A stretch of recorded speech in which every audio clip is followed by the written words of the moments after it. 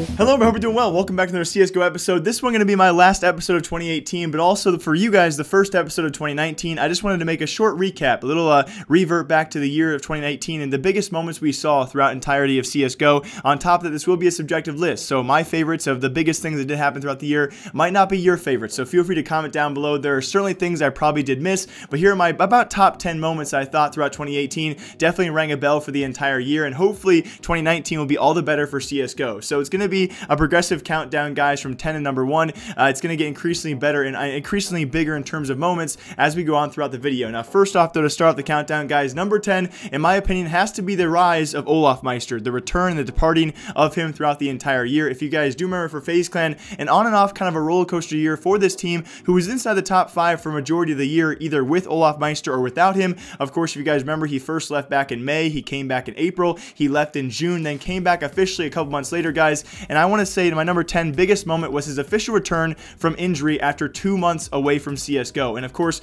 most notorious because he's a fan favorite, a very, very likable guy out there, and certainly a staple inside the FaZe Clan roster. So number 10, the biggest moment in 2018, I do believe, is Olaf's official return to the FaZe Clan roster. And number 9 on my list, guys, has to be the disbandment of the OG Virtus.pro roster. We have the official disbandment of course, the entire roster throughout the year. Now, of course, most recently, they have come back together and re-signed Bialy and Snacks to the roster, but throughout 2018, we saw the first changes to the OG roster of Virtus.pro, who stood as the longest standing roster in Counter-Strike Global Offensive history until 2018. Of course, first Taz, then Snacks, then Bialy, and very lastly and most recently, it was actually Neo and Pasha stepping down from the roster. Like I said previously, they have now, of course, re-signed Bialy and Snacks to join the team again, but they will never be the same Virtus.pro, and that is certainly a historical moment for 2018. And we can't forget, at number 8, guys, Fishy Dude, his tweet, right? Some big changes coming to CSGO. We thought they were going to be groundbreaking, although they were definitely underrated. It's actually Face It Leagues was a big announcement. It was actually sponsored by the major itself, so it made a little bit of sense. It was not the game-breaking,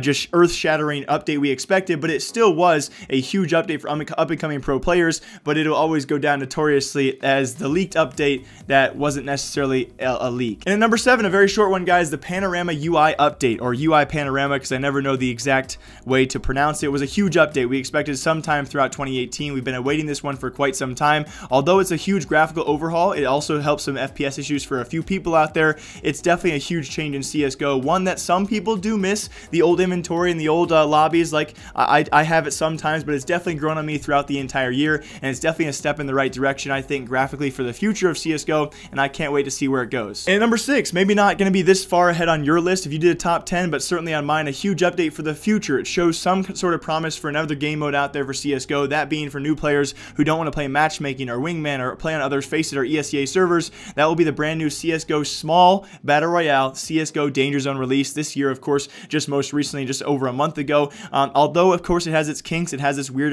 motion so far, certainly needs updates in the future. I think it's a great promise for the game, and although it was met with a lot of negative response, certainly a big thing. Also notable on this list, which is actually not a part of my countdown, this is the first year ever since CSGO's establishment, or of course CSGO's launch, that we have a full year without an operation, or a year without an operation. Every year since 2012 has actually seen an operation besides 2018. And on a quick side note, the shortest one throughout this whole countdown will be number 5, because CSGO is now free to play. I mean, we've seen so many huge updates this year for 2018. This arguably could be the biggest one, but I wanted to make sure some tournaments were actually rewarded as well. But number 5, guys, CSGO is free to play. I'm not going to talk about the downsides of this. It's great for the future if we can fix that good old anti-cheat. And number 4 on the countdown, earlier this year, actually way earlier in 2018, what could be done as the potential downfall of CSGO was a 7-day trade ban, something that still hurts many traders out there, many people who just enjoy skins in general, but especially it killed off a large portion of the gambling scene out there. That will be the 7-day trade ban established back in March of this year, guys. It was crippling at first to viewership numbers as well as player counts out there. We have slowly but surely garnered back those players out there, but the future of this is still relatively undecided, but definitely a huge change out there. Earlier this year, the 7-day trade ban put a halt to much of gambling out in CSGO. And at number 3, which I really wanted to be number 1, but I would be so biased if I did this, guys, it has to be the Boston Major Finals. The best of 3 finals went to Map 3 Inferno. You guys know who was between. It went to double overtime, Cloud9 versus FaZe Clan, and in the upset, guys, a battle back and forth between match points. It was Cloud9 taking their first ever major for North America and first ever major victory for Cloud9 in this amazing grand finals. Actually rewatching these clips, legitimately, no lie, still gives me chills. The best grand finals I've ever seen. 2019. Open to much debate out there because I'm a North American biased fan, but still, the fact that any major goes to map 3 in overtime, if not double overtime, it just gives me chills thinking about it, guys. The best major finals I've ever seen viewership-wise or viewership experience-wise, and that's why it's number 3 in the countdown, guys. Cloud9 becomes the first North American team to ever win a major. But the one thing, especially on top of that list, has to be number 2, Astralis. Of course, ironically enough, I say number 2 on my countdown. Number 1 team in the world by far and away, and probably the most winningest team of a single year we will ever see in Counter-Strike history, whether the past, present, or the future. It's going to be hard to beat these guys. 10 titles throughout the year of 2018. Of course, we saw the FACEIT major theirs. Katowice is very likely to be theirs on top of that in 2019. We saw ECS Season 5 and Season 6, ESL Pro League Season 7, Season 8. They also took Elite Premier. Many other titles under their belt, guys. Alongside that, ESL Pro League Finals Season 8 did actually earn them the Intel Grand Slam $1 million prize pool. These guys were absolutely stunning in 2018. The best team, arguably, in Counter-Strike history was solidified in the year of 2018, and that is Astralis, and that is why they're number 2 on the countdown. And very lastly on my countdown for top 10, guys, the number 1 most notorious thing that happened this year in CSGO. Can you guess it? It had to be at CSGO 2 Asia. That was Optic India, guys, the team that formerly did shut down. Because of this event, we caught, for the first time ever that I know about in CSGO, we caught a cheater live at LAN, on stage, live on camera.